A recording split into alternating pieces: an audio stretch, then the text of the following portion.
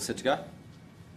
All right, well, thanks everyone for coming along today for an update on the fires in Western Victoria. We are late into our summer fire season, but this is the biggest event of the season. As predicted last week, this weekend has been difficult with both hot and windy conditions. But people have been heeding the warnings and have responded accordingly. But as predicted by the Emergency Management Commissioner, this has been a difficult weekend. In terms of the fires, as we speak, the fires are continuing. The wind will remain all day, and I'll ask in a moment both the Chief Commissioner of Police, Graham Ashton, and our Emergency Management Commissioner, Craig Lapsley, to go into further details in terms of the fires, but they are continuing. Quite a big fire front, and the wind will remain all day.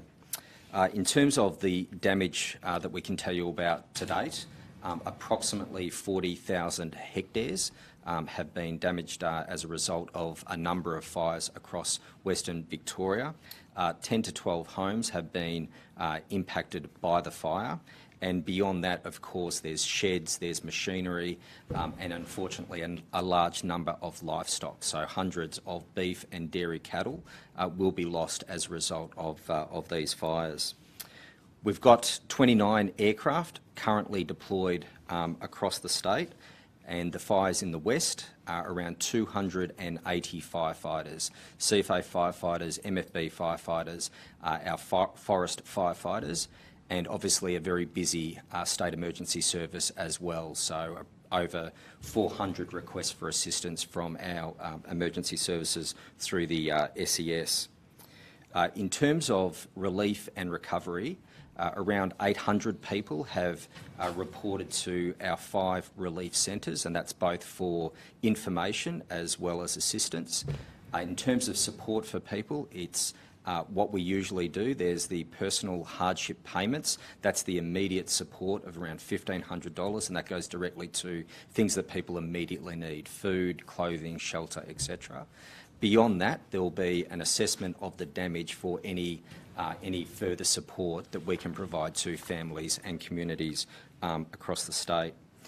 In terms of the fires themselves, they're primarily as a result of lightning. So there was a lightning front that went through the region, so primarily a result of lightning, but there are fire investigators on the ground as we speak to make a full determination of the causes of the fires. But what we know from the information we've gathered to date is that it's primarily as a result of lightning. In conclusion, before I pass over to the Chief Commissioner of Police, I want to pay tribute to the men and women of our emergency services. We've got hundreds and hundreds of people on the ground, in the air, fighting these fires, men and women from the CFA, MFB, SES and our forest firefighters, and of course Victoria Police, who are doing a brilliant job in keeping communities safe, providing information as quickly as possible to support the communities. But as I said, these fires continue. They'll continue through the course of the day. The wind will remain in place for the course of the day, so we are in the middle of this fire fight. But that's the latest information that I can provide to you. So I'll hand over to Graham Ashton. Craig Lapsley will then speak, and then we'll answer questions. Graham. Thank you, Deputy Premier. And as the Deputy Premier said, Craig Lapsley will take you through shortly the firefighting detail and including weather update. But from the policing side of things, we're still manning a lot of traffic management points, primarily with the fires out in the western districts around Cobden, south Cobden. We're manning traffic management points and road closures pretty much to the east of Warrnambool, to the northeast of Warrnambool, and then right down almost through into the Otway Ranges. So there are a lot of road closures there that are still in place. That's because these fires are still burning, and as Craig will talk about, we still have quite a lot of wind blowing out in that western district. So we are maintaining those road closures, and we're working with Vic Roads in relation to making sure we continue to assess those roads, and as soon as we're happy that danger has passed, then we will certainly be opening those roads. So we'd ask for people to be patient at those traffic management points with the police that are operating those. As I say, we are certainly focused on making sure they are only closed as long as they need to be closed. Out in the east of Melbourne as well, out at Gembrook, we've had a fire running out there as well this morning. That fire, Craig will mention shortly about how contained that is, but we'll actually be lifting our traffic management points at 3 o'clock this afternoon on those. We've got 2 traffic management points, road closures out there. We'll be lifting those road closures at about 3 o'clock. Also, we're making sure that we investigate the causes of these fires. We had a number of lightning strikes heading through the Western Districts late yesterday, as the Deputy Premier said, so most likely we are looking at lightning, but we need to make sure they are all properly investigated, and fire investigators and the arson squad will be making sure that happens over the coming days. We need to make sure that one of those is run to ground, in particular the fire that moved from Cobden out of the power station there. So we need to make sure that we properly account for the impact of the lightning in those as being the cause of those fires. So we'll continue to manage those traffic management points, as I said. So far, I'd like to just praise the residents out in those areas that have been observing those road closures. We know they make it difficult. We know that you're needing to manage livestock, you're needing to manage quite complex farm environments out there. So please bear with us. We'll make sure we get them open as soon as we can. I will hand over to Craig, and we can follow up with any questions after that. Thank you. Thank you, Chief Commissioner and Deputy Premier. Obviously, a very dynamic environment in the southwestern part of Victoria that has challenged not only the communities there but our firefighting capabilities overnight. It's not easy to fight fires in the night, and we did mention yesterday how difficult that may be with strong winds that were predicted and did move across the state. The challenges is you can't get fire trucks into some areas in the darkness of the day. We are unable to fly aircraft, and that means our suppression activity is suppressed somewhat. However, we were able to issue warnings to make sure that the community was able to make decisions about what they need to do, particularly through the night. Now, from that, I'll share with you some of those statistics. So there was 31 emergency warnings. They're the highest level of warnings issued. The next level down, which is Watch and Act, 39, and advice messages 29 across those footprint of the fires in the southwest. That's a significant number of warnings that are being pushed out through radio stations, on the website, through the Vic Emergency app. Supplementary to that, we then use the emergency alert system, which is utilising push messaging onto mobile phones and landlines. There were 7 campaigns run that reached 70,000 devices. Now that's confirmed. We can actually track that to know that the devices have actually received the message. And from that, they commenced, 3 of them were around midnight. There was 1 in the early hours of the morning, and 3 at 7 a.m. this morning were the 7 campaigns to reach 70,000 people. Now, we also acknowledge that it was very challenging last night to get warnings out in the initial stages of these fires, in the sense that we had multiple starts. All of those incidents are on the website. You can see the incident itself. Not all of them get a warning attached to it, and those that do are the ones that are progressing in size. The challenge to our control people last night was to know how these fires were progressing, at what stage were they crossing roads, because our intelligence is different at night. We don't have aircraft, and we have less amount of ability, or less a reduced ability, to capture where these fires are. So I share that in the sense that information is critical, but the challenge of putting information that is timely, that is relevant, that has got the right content in it for a good decision to be made, we were certainly challenged in the early stages last night, but were still able to deliver multiple warnings to ensure that the southwest community were able to make decisions. From that, we haven't seen any death. We haven't seen any major injuries. We have seen some people that needed some level of care to burns or injuries or cuts and so on, and were treated at relief centres or by Ambulance Victoria or through health services. We have seen, as the Deputy Premier indicated, that there's at least 10 homes that have been impacted. We believe some of them are not occupied, but they are still homes and they're on farming properties.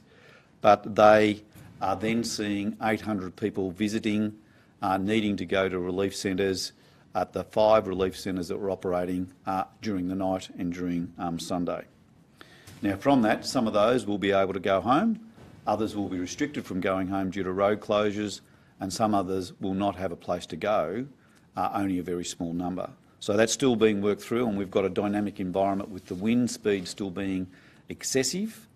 So we're still seeing 40, 50, 60-kilometre winds across southwestern Victoria from the west, and the Bureau has been clear in the forecast that we could see dry lightning, thunderstorms occur late Sunday afternoon, which then brings the dynamics of either more lightning in, more fires, or the fact we get erratic behaviour of weather that impacts further on the fires that are running, that are already in the landscape. And that's not only for southwest Victoria. The weather forecast will reach across southern and eastern parts of Victoria, where we'll see strong winds continue, and the areas could bring local rain, and we have had some reports of local rain, and could also bring lightning. So it's a dynamic weather forecast, it's a dynamic weather environment, and it's been the forecast that we've dealt with for Saturday and Sunday, and it continues Sunday afternoon. The fires that are going, we're doing quite well with suppression. MFB, CFA, DELT firefighters are on the ground, well supported by Ambulance Victoria, Victoria Police, and obviously the recovery side of the operation is now in place, which relies heavily on Department of Agriculture, Department of Education to assess the needs of what might be impacts on schools on Monday, and we go on further with local government, who's a key partner in ensuring that communities are supported. The next thing of frustration for those communities will be access to their properties, which the Chief Commissioner has indicated needs to be done in a safe way, but also a very calculated way to ensure people can move back into their areas when it's appropriate. And obviously there's a level of frustration that brings, but we need to stick with it and have that discussion, but certainly have it in a mature way. And the next one is about community meetings to ensure people can access that level of detail they need about what the impact of these fires are. We've seen 22,000 premises without power on Sunday afternoon, not all in the southwestern area. That means the winds that are moving across Victoria are still impacting locally. It is not a network problem, it's a local distribution problem where trees will be over power lines, power assets may be impacted by high-speed winds, and that sees local power being disrupted for periods, hopefully not too long, but we know that some of those may be greater than a few hours. And the longest issue, or the most prolonged issue, will be those that are impacted by the fires in southwestern around Terang, Cobden, Garvock and Penshurst, where the infrastructure has actually been burnt and will need to be rebuilt over the next number of days. So some will be short-term outages and some will be longer-term, in the sense it could take days before infrastructure is replaced. That's the reality of what fires and high wind speeds bring, and we certainly have got the power distributors working with us to try and reduce that timeline as far as possible in a safe way. I might leave it there and open for questions. What are the main areas of concern still? Well, the main area this afternoon and tonight. The main area of the fires is the Cobden area. So the Terang fire has a significant eastern flank, so the most eastern side of the fire that we have got significant aircraft resources on. The majority of our aircraft resources are working on that part of the fire, and also ground resources. And the reason for that is the most exposed with the wind speed, the westerlies that move through, that the fire could then move to impact on other communities. I'd have to say congratulations to our aircraft and congratulations to the ground crews, because they're holding the ground reasonably well. And that's not easy when you've got 50, 60, 70-kilometre winds. So they're doing exceptionally well. There's still emergency warnings out for the Cobden community and district, and they are the highest level of warnings that are issued currently, which tells you that is the most sensitive and most difficult part of the firefight as we speak. The other parts of Victoria is obviously as the winds move through. We've been monitoring a fire at Gembrook, and there is traffic management points in around that. It's got a line tracked around it. We're very comfortable with that, but we need to make sure that the wind doesn't beat the fire operations on the ground. So we're monitoring that. And the fire at Seaview that's been in Gippsland for the last 7 days is still being monitored and hasn't moved yet, but has got a significant amount of wind on what is a very difficult terrain area where the fire is. To your knowledge, have members of the public been responding sensibly to the alerts and advice you've given? I think the community's responded exceptionally well. Overnight, to receive a message, to wake up your sleep, to be able to understand that there's fire in the landscape, and night fires seem to look different, behave different, and are more obvious to the community. I think the Victorian community's done exceptionally well. And the fact that we've had 800 people go to seek some level of support at relief centres in 5 of our regional towns is something that has been executed extremely well. So no significant injuries, no death, a very dynamic environment. I'd have to say the committee's done exceptionally well. It's quite late in the fire season to see fires like this. How surprised were you and how prepared were you? Well, we've been watching the weather now for a while. We've been 30, 40 days without rain, so we knew we had a dry landscape. We've had the Bureau's been exceptional in the way in which they've reported that to allow us to change and modify our plans. We were in a position in Victoria to have 61 aircraft available to operate on Saturday. That's the size of our normal fleet that we run in January and February, and we were able to maintain that. It meant bringing some aircraft back on duty, but we were able to do it, which means we were at our highest level. Our firefighters, career volunteer firefighters, always do an exceptional job, and the way in which they mass themselves together in strike teams and manage themselves has been exceptional. For example, we had 482 people in incident management centres, in 20 incident management centres across Victoria yesterday to manage the potential of a fire starting. That's supported by Bureau, all the agencies, on-ground support. So we were ready in Victoria for what was a hot, dry and windy weekend. The challenge we had was to be able to communicate that to the Victorian community that we have had mild weather, we're outside summer, and yet we're going back into a summer-type bushfire scenario for 2 days. That's not easy. So we've used every possible way to do that. Media, our agencies, the networks that the government own and operate, such as health services, education. We've briefed everyone. We've engaged with all. Tourism Victoria or Visit Victoria have been able to reach into their networks. It's about getting the message across what I call the trusted networks, and we've done that. And I hope it's paid dividends in the sense that people have understood the need not to start a fire, and where we've had fires start, they've been able to use the information to make good decisions. And I think the fact that we haven't had, as I said, death and injury of what are very serious, dynamic, intense fires is somewhat successful. On the same token, we've still impacted on communities and seen rural communities impacted significantly, and we'll work with those communities now, as we always do, to try and make sure we understand those impacts and longer-term consequences. So overall, I think we have actually been able to reassess ourselves outside summer for what is a summer-type scenario.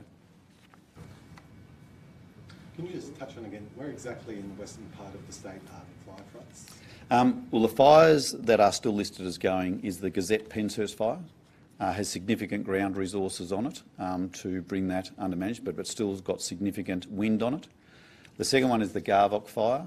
The third one is the Terang fire, which is impacting on Cobden. And the third one is a fire at Camperdown, which is a smaller fire but still of concern. They are the 4 in southwest Victoria, and on top of that it's Seaview fire in Gippsland and the Gembrook fire in the outer metropolitan area.